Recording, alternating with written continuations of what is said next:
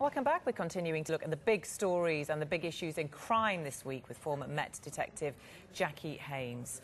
Well, counter-terrorism officers said twin sisters believed to have fled from their home in Manchester to Syria posed a threat to themselves and potentially their communities. 16-year-olds Salma and Zara Halain are thought to have left their home in the middle of the night a couple of weeks ago. They may have joined their brother, who's believed to be fighting with the extremist militant group ISIS. The Metropolitan Police received the first water cannon bought for use on the streets of the British mainland. While water cannon have been used to tackle disorder in Northern Ireland for many years, Home Secretary Theresa May would need to give permission for them to be used in other parts of the UK. But that didn't stop London Mayor Boris Johnson buying the 3 second-hand vehicles from German police. And the luxury Dorchester Hotel in London was hit for the second time in a month by thieves. Display cabinets were raided in Thursday's robbery, while watches and jewellery was stolen in June in what police called a well-planned heist. 2 men have been charged over the latest robbery. So those are some of the issues of the week. Jackie, let's talk about Syria and what police here can do to stop Britons travelling abroad.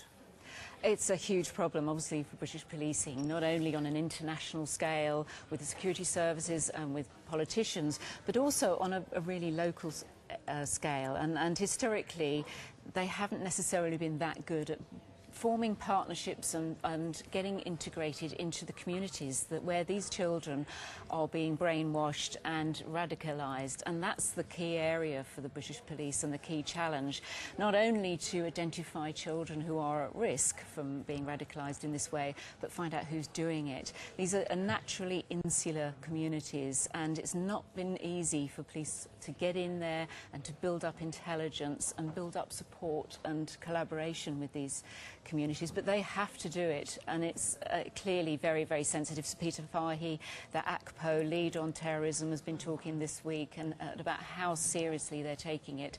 But it's a huge problem for the whole of the UK policing, and they are clearly pulling out all the stops to get a grip of it. OK, let's talk about water cannon now. We know that Boris Johnson's bought 3 of them, second-hand ones at that. Should they be used to tackle disorder on British streets? How would police feel about using them? Because there's a lot of controversy about just how unwieldy they are, how effective they would be in a scenario where people are going out on the streets, because they take a long time to kind of get out and be put to use. Yeah, I mean, these are quite good on static crowd control situations, but when we have groups moving around, it is, you know, as you say, they're unwieldy. They're not going to shift them very easily. They sort of started talking about this in 2011 when we had the riots then, and Boris Johnson came up. That was an option then. The police service tended not to support them then, but they do seem to be coming around a bit now. And Why do you think that is? I think it's because of the nature of that sort of protest, is that they had groups moving very quickly around the streets. They introduced kettling, which isn't very popular, to try and slow them down. That's kind of herding them into an area that they can't get out of. Into a sort of a cul-de-sac or an area where they just can't go anywhere. And it may be that if the violence escalates in that sort of situation, they could use cannon.